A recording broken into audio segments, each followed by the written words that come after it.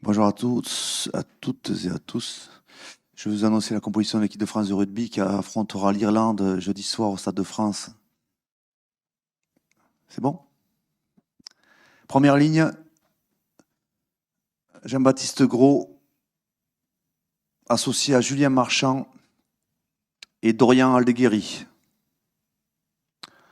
Deuxième ligne, Charles Olivon, Michael Guillard. Troisième ligne, François Cross, Oscar Gigou, Anthony Gelonche. Charnière, Antoine Dupont, capitaine, Mathieu Jalibert. Au centre, Yoran Moefana, Nicolas Deporter. Ailier, Louis Bielbarré, Théo Atesogbe. À l'arrière, Thomas Ramos. Les finisseurs, Beato Movaca, Rodrigue Netti, Régis Montagne, Hugo Oradou, Emmanuel Meafou, Léni Nouchi, Baptiste Serin, Calvin Gourgue.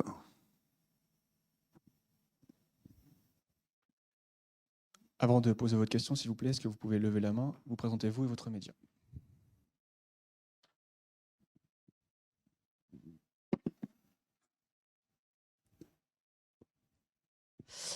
Bonjour Fabien, Camille, la chaîne L'équipe. Évidemment, un petit mot sur Mathieu Jalibert. Hier, on a souvent fait le débat, nous, les médias, les observateurs, entre Romain Tamac, Mathieu Jalibert. Est-ce qu'on peut dire qu'il a vraiment sa chance?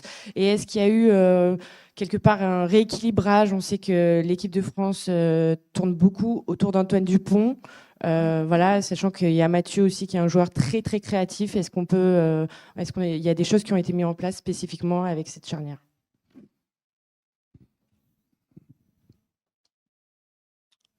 Ça fait 10 jours qu'on travaille en fait avec un objectif simple, c'est performer collectivement. Au milieu de l'équipe, vous avez la charnière avec le retour aussi d'Antoine Dupont. Son dernier match était en Irlande il y a à peu près un an. Et le retour de Mathieu Jalibert qui était aussi dans le tournoi avec nous. Donc déjà, c'est deux gros potentiels qu'on est heureux d'associer. Ça fait 7 ans maintenant que Mathieu Jalibert fait partie des 3 ouvreurs qui jouent régulièrement pour l'équipe de France. Donc il a une bonne expérience collective avec nous. Il a vécu des très très bons matchs et des réussites aussi. Et le retour de notre capitaine. Moi, ce que j'attends très clairement de la charnière, c'est ce que j'ai vu pendant 10 jours. C'est-à-dire cette complicité, cette concentration, cette capacité à associer en fait les forces autour d'eux, c'est-à-dire le travail des avants sur la ligne d'avantage, la manière dont on va sortir les ballons pour les jouer sur les extérieurs et collectivement bien sûr, et puis aussi défensivement ces positions stratégiques qu'ils vont avoir autour des phases de combat, loin du ballon, loin du jeu, pour essayer d'être les animateurs. Mais pas que, hein, ils font partie d'un groupe de 15 joueurs sur le terrain dont notre articulation offensive et défensive. Pas plus que ça. Je ne mettais pas un sujet spécifique sur notre charnière. La charnière, c'est un sujet romantique en France. On adore parler de la charnière. Ils sont souvent responsables de beaucoup de choses. Moi, ce que j'attends, c'est qu'ils continuent à faire comme ils ont fait avec nous, qu'ils apportent leur énergie, leur talent et leur joie d'être parmi nous. Pas plus. Bonjour Fabien, Vincent Pellegrini, Radio France. Vous êtes tenant du titre. Ensuite, il y a eu la tournée d'automne un peu frustrante. Tu l'as reconnu toi-même cet automne. Tu as fait des choix forts dans ton groupe. Est-ce que tu as l'impression qu'il y a encore un peu plus de pression que d'habitude sur toi et sur tes joueurs? Moi, ce que je ressens depuis ces 10 jours, c'est une grande émulation, une grande concentration, un gros engagement à l'entraînement. On a réussi sur 10 jours à espacer 5 entraînements de grande qualité. Je pense que tout ne sera pas parfait, honnêtement, sur ce match d'ouverture. Mais Ce que je ressens et ce que j'attends, c'est cette flamme nous a souvent porté et qui nous a permis de gagner des matchs et de dégager un caractère, une énergie qui a permis en fait à nos supporters de croire en cette équipe de France. C'est cette flamme qu'on a réussi à allumer en 2020 et qu'il faut entretenir. Voilà.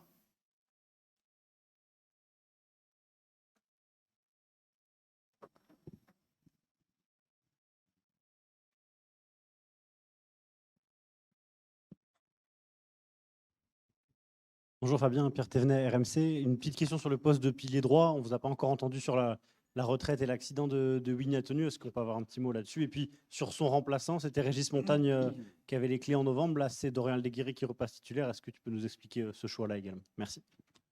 D'abord, Régis, Dorian et aussi Winnie. Moi, j'ai parlé de Winnie.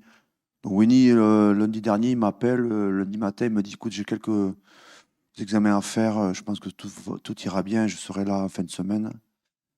Et donc, jeudi, je l'ai eu au téléphone jeudi, il me disait qu'il ne serait pas là, en fait, qu'il avait une première opération, qu'il avait une deuxième opération qui était prévue, je crois que c'est aujourd'hui, et qu'il pensait nous retrouver pour le dernier match face à l'Angleterre, mais juste pour être avec nous, pour en être, en fait.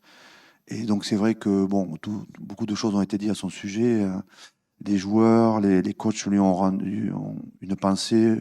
Je ne vais pas parler d'hommage, mais une pensée, bien sûr. Et donc, ce que je pourrais dire, c'est l'image de Winnie que l'on a. C'est quelqu'un qui abandonne jamais. Je me souviens les séances de préparation physique en préparation Coupe du Monde qui étaient très très intenses sur l'endurance, bien sûr, sur la vitesse. Il n'abandonnait jamais. Jamais, malgré la difficulté du travail demandé, jamais il abandonnait. Il n'abandonnait jamais. C'était quelqu'un qui montrait, de par son comportement, le chemin, et toujours avec le sourire, et aussi, bien sûr, le talent. Donc, je pense qu'il va inspirer les deux joueurs qui sont aujourd'hui chargés de jouer au poste de pilier droit. Donc Dorian qui va commencer.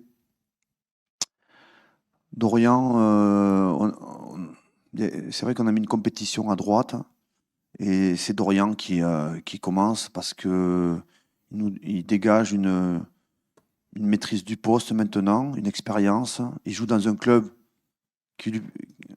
avec qui il performe, avec qui il joue des gros matchs, des matchs très importants. Donc il connaît cette atmosphère, cette ambiance. Et il va être accompagné de Régis qui, lui, se développe. Ça fait... Quand on l'a appelé, il jouait à Grenoble en deuxième division et on compte sur Régis, on suit Régis, son club Clermont-Ferrand l'aide aussi à grandir et ça sera pour nous, c'est plus cohérent de terminer le match avec un 5 de devant qui apparaît du côté des finisseurs.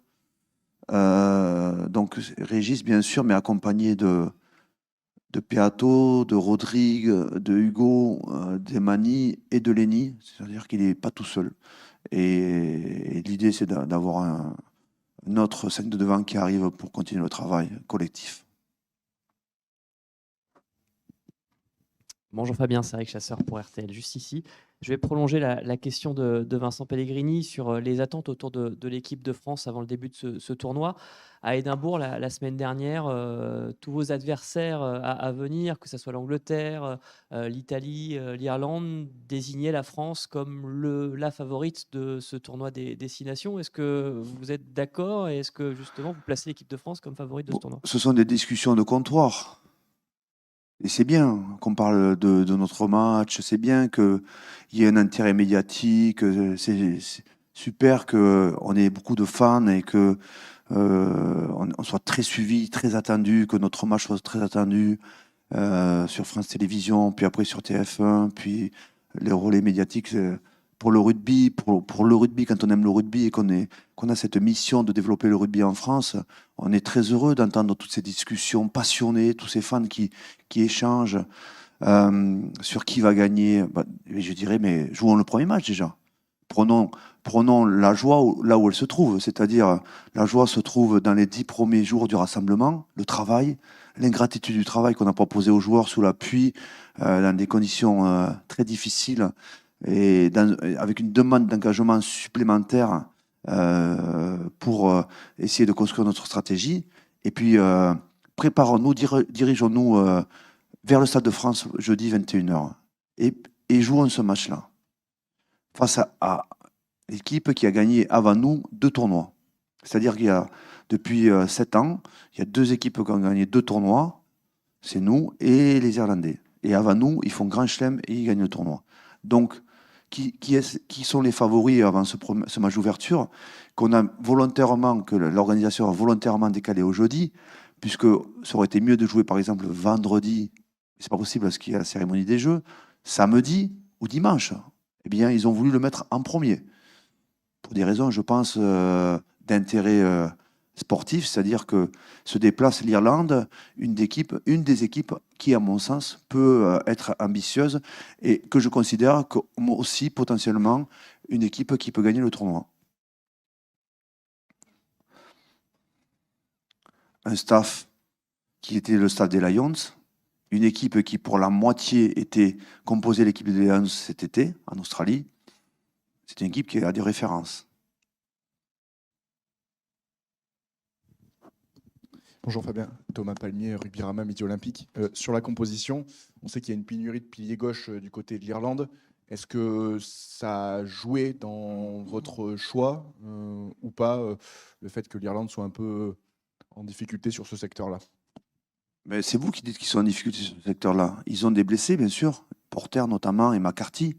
Mais les 2 piliers qu'ils alignent ce week-end, enfin, jeudi, on les connaît puisqu'ils jouent dans les plus grandes provinces européennes, et notamment les provinces irlandaises. Je suis pas sûr qu'on puisse les qualifier de... Enfin, voilà. Le mot que vous avez dit, je ne suis pas tout à fait en phase avec vous. Je pense qu'ils ont 2 très bons piliers gauche qu'on ne connaît pas peut-être, qui ont moins de cap que les précédents.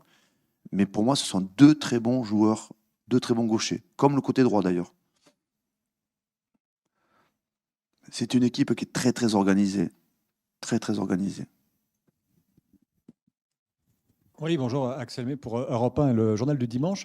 Un mot sur Antoine Dupont qui a fait donc son retour. Est-ce que c'est plus facile, sans être désobligeant pour les autres numéros 9, quand on est sélectionneur, d'avoir Antoine Dupont qui est là, qui revient et dont vous connaissez bien effectivement les qualités techniques? Plus facile, je dirais... je ne sais pas si c'est le mot qui convient pour répondre à votre question. Je dirais que Antoine Dupont, c'est plus, ça c'est sûr. C'est plus dans beaucoup de domaines, mais ça demande aussi plus d'exigence de la part des attendus, élever notre niveau de travail pour répondre à une forme d'ambition qu'il porte en lui. Et c'est pour ça qu'il est notre capitaine. Et en fait, je dirais c'est plus de travail aussi, collectif, pour les joueurs qui jouent autour de lui. Je dirais que pour le moment, c'est plus d'engagement aussi demandé à l'équipe pour suivre son capitanat et ce qu'il va imposer à son équipe, qui va imposer aussi stratégiquement et en termes d'intensité à l'équipe adverse. Je dirais que c'est plus dans l'engagement, dans l'exigence pour commencer. Ensuite, facile. Est-ce que je peux employer un facile à un moment avec Antoine? Je dirais peut-être au petit déjeuner, tranquille. On est relâché. Ou au dîner.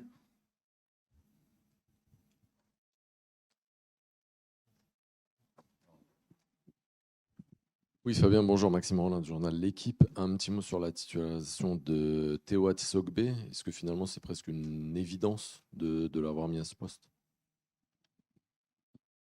Théo, il a 10 caps aujourd'hui. Il a commencé avec nous son chemin en Argentine lors du premier test à Mendoza. Il est victorieux, bien sûr. J'avais dit que dans cette équipe, il y avait des pépites. Et on en retrouve pas mal. Et Théo en faisait partie. Malheureusement pour lui, il s'est blessé, ou heureusement, c'est pas parce que parfois les joueurs, quand ils se blessent, ils se régénèrent et ils arrivent avec beaucoup de fraîcheur. C'est son cas. Et que ce soit en club ou que ce soit avec nous, notamment dans la tournée très difficile en Nouvelle-Zélande qu'il a eu à jouer, à un poste très exposé, sous pression, puisqu'on l'a mis à l'arrière, notamment. Il avait répondu à nos attentes et pour le moment, je veux dire, il répond à nos attentes, mais ces jeunes joueurs qui rentrent dans l'équipe doivent aussi avoir la possibilité de ne pas tout bien faire. C'est-à-dire qu'il faut leur laisser aussi de la place, ne pas être trop exigeant avec eux. Et je sais qu'ils le sont, eux, exigeants. Je sais qu'ils sont très, très, très motivés et qu'ils sont très ambitieux. Ils vivent avec nous maintenant depuis 2 ans, plus ou moins, bien sûr. Mais ils ont le droit aussi à des marges d'erreur conséquentes. L'important, c'est que à la fin, on soit satisfait, tous. Bonjour Fabien, Florian Sonnel, l'agence France Presse. En novembre, on a vu quelques difficultés en défense, notamment sur la discipline et sur les travails au bord des rucks. Est-ce que 2 mois plus tard, tu es un peu plus confiant sur ces 2 domaines-là? Est-ce que tu as vu des marges de progression, notamment pendant les entraînements Mais c'est vrai qu'on a constaté de manière très, très simple, c'est les chiffres qui donnent cette lecture-là, qu'on était l'équipe la plus indisciplinée ou la plus sanctionnée sur la ligne de hors-jeu. Je ne l'ai pas caché. Donc, je ne l'ai pas caché dans mes prises de parole après novembre. Et ça a été un axe de travail pour tout le staff. C'est-à-dire que pas uniquement la partie rugby, mais la partie perf, mais aussi la partie préparation mentale, à œuvrer autour de cette problématique-là. La réponse, jeudi. Mais on ne change pas non plus du jour au lendemain des réflexes, ou des bons réflexes ou des mauvais réflexes acquis. Donc j'imagine que tout ne sera pas parfait là aussi. Mais on verra bien jeudi si ça nous a donné quand même une structure, une base forte pour maintenir les Irlandais hors de nos 22 mètres sur leur possession. En tout cas, c'est un travail qui a nécessité beaucoup d'engagement de la part des joueurs, puisque ça modifie aussi des éléments techniques sur le plaquage, de la manière dont on aborde le contact, le plaquage et la fin du plaquage. Et ce que j'ai ressenti pendant ces 10 jours, ça a demandé beaucoup d'engagement de la part des joueurs, à la fois physique mais aussi psychologique, parce que changer des réflexes acquis, c'est pas évident. Et je trouve qu'ils ont répondu présent, vraiment.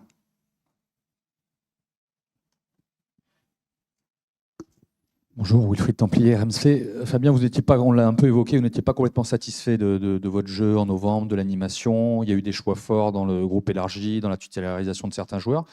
À 1 an et demi de la Coupe du Monde, est-ce qu'il faut s'attendre à des choses nouvelles dans votre animation dans le jeu pour se projeter vers l'Australie? Je n'étais pas satisfait, c'est vrai, dans l'équilibre. Après le jeu, je vous dis, si on prend les données brutes, meilleure attaque au monde, 5e défense. Bon, voilà, on peut. Mais l'important, c'est l'équilibre. L'attaque nourrit la défense et la défense nourrit l'attaque. Et ensuite, dedans, il y a tous les éléments liés à l'arbitrage, puisque l'arbitrage fait partie du jeu. Très clairement, nous, c'est quelque chose qui compte dans notre façon de travailler. Et c'est vrai que dans notre équilibre, ce qu'on appelle le jeu, c'est le jeu avec le ballon et sans le ballon. C'est important. 50% du temps, on a le ballon. 50% du temps, on ne l'a pas. Donc, c'est vrai qu'en France, nous, on est souvent des romantiques. Et pour nous, le jeu, c'est uniquement la possession. Et je pense que le jeu, c'est un équilibre entre quand on l'a, quand on ne l'a pas. Quand l'adversaire se dépossède du ballon et tape et nous met sous pression, ou inversement. C'est aussi du jeu. Et tous ces éléments du jeu nécessitent une évolution, nous concernant, pour continuer à performer en attaque, c'est-à-dire les points marqués, et en défense, les points encaissés. Donc on a identifié, c'est vrai, bon, on parle beaucoup de la défense, mais aussi sur un plan offensif, des petits détails pour continuer à avancer, pour continuer à évoluer. Et oui, on évolue, oui, on transforme, oui, dans un sport assez conservateur, tout de même, le rugby, où on a toujours peur, entre guillemets, de modifier, de changer les lignes. Nous, depuis 7 ans, on n'a pas cherché à copier ce qui se faisait, souvent on copiait les modèles anglo-saxons qui fonctionnaient, on n'a pas copié les modèles anglo-saxons.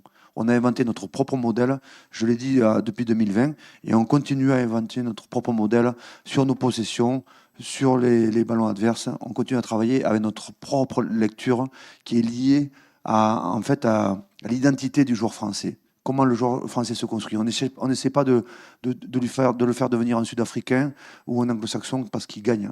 Non, on est toujours depuis 7 ans focus sur l'identité du joueur de rugby français qui émerge à travers le top 14 et les formations des académies.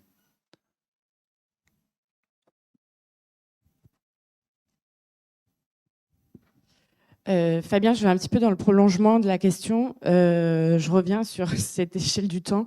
Là, on est à 1 an et demi, le calendrier est déjà tombé pour la prochaine Coupe du Monde. Est-ce qu'il y a quand même chez vous un sentiment d'urgence? C'est-à-dire que maintenant, vous avez vraiment envie de voir les choses que vous avez travaillées, qui ont peut-être mis du temps à se mettre en place.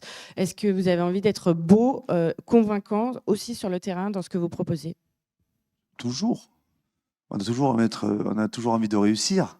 Mais en face de nous, il y a des équipes qui ont aussi envie de réussir. Là, on va affronter les meilleures équipes au monde. Donc, il faut toujours... On parle beaucoup de nous et vous nous posez des questions sur nous, mais regardez nos adversaires. C'est important. En face, on a des adversaires de grande qualité qui eux aussi se préparent dans leur province, ont un circuit qui est très identifié. Donc, on va affronter des adversaires qui sont préparés, qui ont étudié notre jeu et qui vont chercher à nous mettre en difficulté. Donc, bien sûr qu'on a envie de... Tout ce que vous avez dit, on en a envie.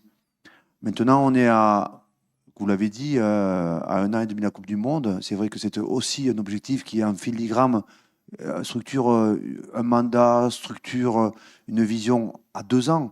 À 2 ans. Si on parle par exemple à 2 ans, c'était la première sélection de Lenny Nouchi, c'était la première sélection d'Oscar Gégou, c'était la première sélection de Théo Atisogbe, par exemple, en Argentine. C'est vrai que 2 ans, c'est le temps que peuvent avoir des joueurs qui sortaient à peine des moins de 20 ans et qui se sont formés dans le top 14 et qui sont venus travailler avec nous. Je pense que 2 ans, ça construit un joueur. Ça permet de développer un joueur qui a un certain potentiel, un vrai potentiel. C'est le cas de ces joueurs-là.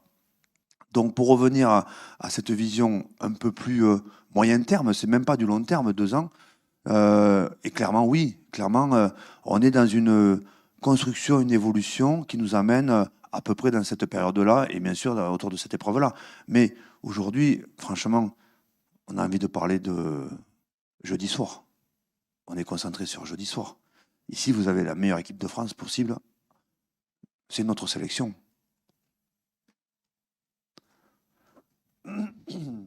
Pas de dernière question?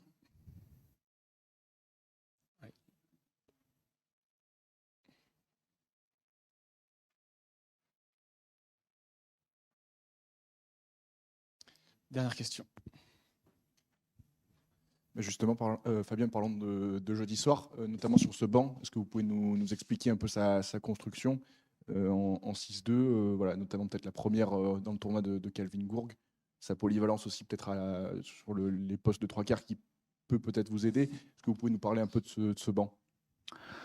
C'est un banc 6-2 avec un 5 de devant, très clairement identifié, très complémentaire, avec des joueurs en développement aussi, et comme Rodrigue Netti, qu'on a sélectionné il y a 6 ans et qui vraiment a pris une dimension particulière ces dernières années avec le Stade Toulousain, Régis, Hugo Radou, qui fait partie de cette génération d'il y a 1 an et demi, Mani Meafou et Lenny Nouchi, donc un équilibre entre la force, la puissance, beaucoup de jeunesse quand même, beaucoup plus de jeunesse que d'expérience, et c'est pour ça que je vous parle de la flamme de 2020.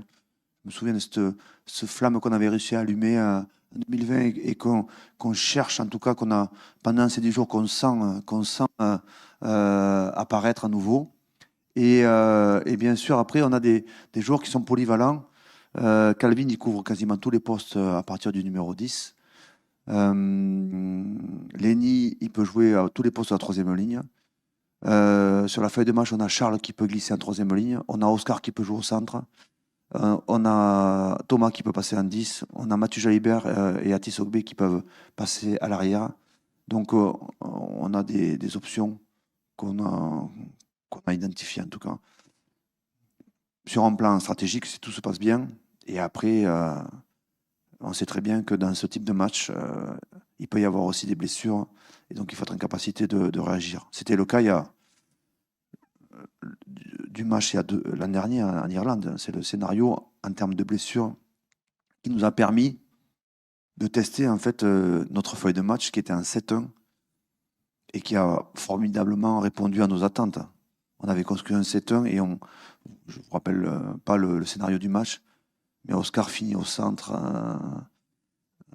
Voilà, vous connaissez le scénario du match et on était très satisfait du travail qu'on avait fait en amont. J'espère que jeudi, ce sera la même chose.